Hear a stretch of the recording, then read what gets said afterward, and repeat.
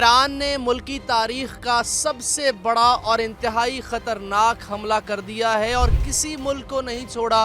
वो चाहे उर्दन हो, चाहे बहरीन हो, चाहे कुवैत हो, चाहे इराक हो। वहाँ पे जितने भी अमरीकी फ़ौजी अड्डे थे, जितनी भी अमरीकी फ़ौजी तनसीबात थीं, उन पर मिसाइल और ड्रोन्स दाग दिए हैं और ऐसी कारी ज़रब लगाई है, ऐसा ज़बरदस्त हमला किया है कि सारी रात तो काली होती है लेकिन रात रोशनियों की तरह थी।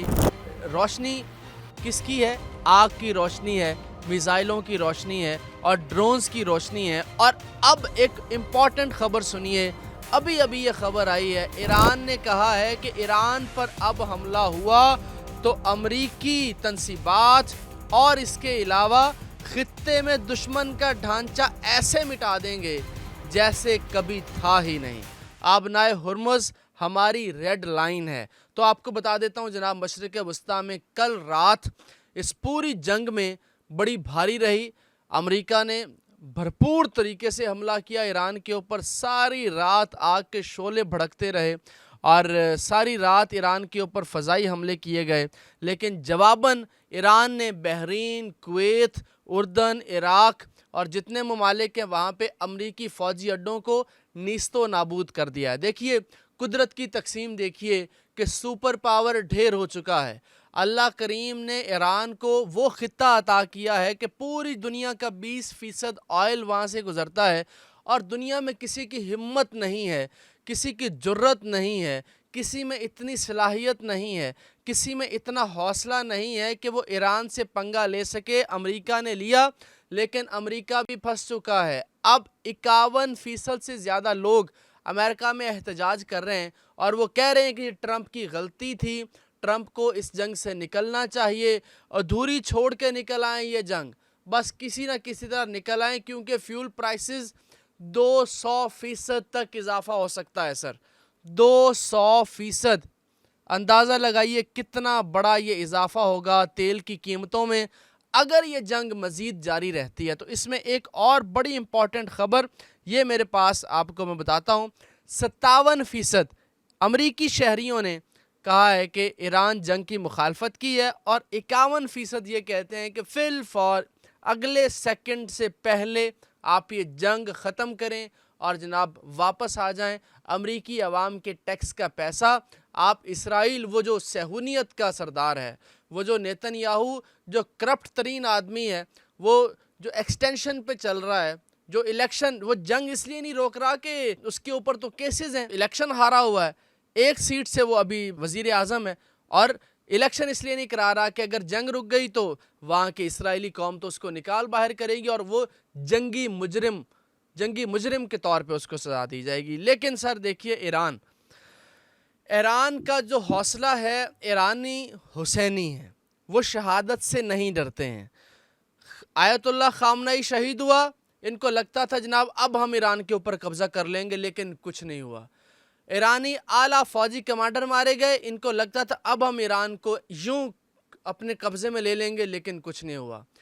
ईरान की जो सिक्योरिटी फोर्सेस के जो इंटेलिजेंस चीफ हैं वो मारे गए, इनको लगता था बस अब हमने ईरान को अपने पंजे में ले लिया है, ईरान यहाँ से निकल नहीं सकता। और फिर इन्होंने प्रोवोक किया, इन्होंने वो जो लोग एहतजाज उस वक्त कर रहे थे, आपको पता है ईरान में हिजाब, वो कहते थे हिजाब ख़त्म किया जाए ईरान में, ये इस्लामी कवानीन ख़त्म किए जाएँ, लेकिन आयतुल्लाह खामनई शहीद कहते थे कि इस्लाम की मीरास है, ये जो पर्दा है, इस्लाम में सबसे इम्पॉर्टेंट चीज़ पर्दा है, हम इसको ख़त्म नहीं करेंगे, ये मुस्लिम मुल्क है, यहाँ इस्लामी कवानीन चलेंगे। और वो जो एहतजाज करने वाले थे अब वो भी ख़त्म हो गए, उनका एहतजाज भी नज़र नहीं आता है, लेकिन वो सब ख़त्म हो गया। अब इस बुरी तरह फंसा है ट्रंप इस जंग में, इस बुरी तरह से ये सारे फंस गए हैं कि अब निकलने का कोई रास्ता नहीं है।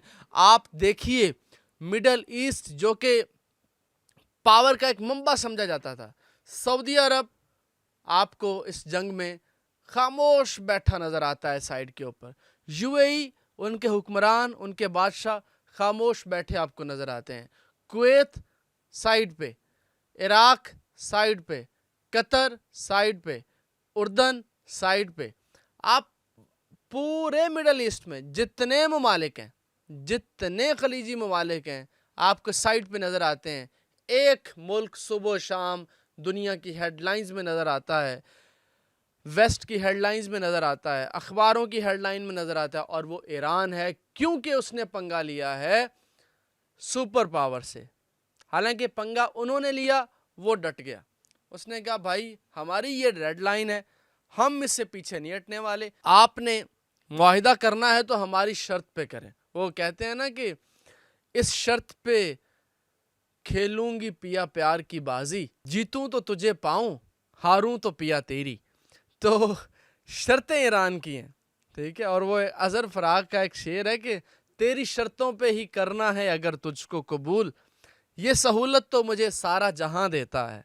तो ईरान ये कहता है कि तेरी शर्तों पे ही करना है अगर तुझको कबूल, ये सहूलत तो मुझे सारा जहां देता है। तो ईरान जो है वो उनकी शर्तों पे ये बाजी जो है ना, वो कभी भी इस पे नहीं हारने वाला है। तो इस वक्त की सूरत हाल में ईरान ने बहुत स्ट्रॉन्ग, बहुत बड़ा हमला किया है कल रात। और उसने, ये जो लोग कहते हैं ना कि मुसलमान मुल्क पे हमला किया है, नहीं, मुसलमान मुल्क पे हमला नहीं किया है। ईरान ने वहाँ जो अमरीकी फ़ौजी अड्डे हैं उनके ऊपर हमला किया है। ईरान ने हमला किया है वहाँ जहाँ अमरीकी जहाज़ खड़े होते हैं। ईरान ने हमला किया है उन तनसीबात पे, उन ड्रोन्स पे जो वहाँ से उड़ते हैं उन अड्डों से। ईरान ने हमला किया है उन तमाम जो अमेरिका ने वहाँ अपनी बेसेस बनाई हुई हैं, जहाँ से अमेरिका 3000 किलोमीटर उड़ के तो नहीं आता ना वहाँ से। अमेरिका तो हमला करता है इन ममालिक से जहाँ पे उनकी बेसेस हैं, और इन तमाम इस्लामी ममालिक में उसकी बेसेस हैं सर, वहाँ से हमला करता है। तो ईरान का मौक़िफ़ ये है कि वो मुल्क जिनकी बेसेस इस्तेमाल हो रही हैं वो रोकें अमेरिका को। अगर उन्होंने ना रोका तो हम फिर उन मुल्कों पे हमला करेंगे जिनकी बेसेस इस्तेमाल हो रही हैं। तो लॉजिकल बात है सर, इसमें गलत क्या है?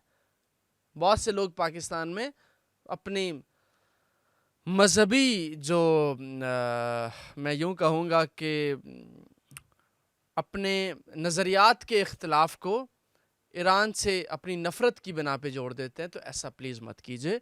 हम मुसलमान हैं, वो भी मुसलमान हैं, तो हमें सपोर्ट करनी चाहिए उनकी। अल्लाह करीम जितने भी मुसलमान इस वक्त हैं मौजूद हैं, जो गज़ा में हैं या जो उधर ईरान में हैं, जो शहीद हुए, अल्लाह करीम उन सब की मग़फ़िरत करे और अल्लाह मुसलमानों को कामयाब व कामरान करे।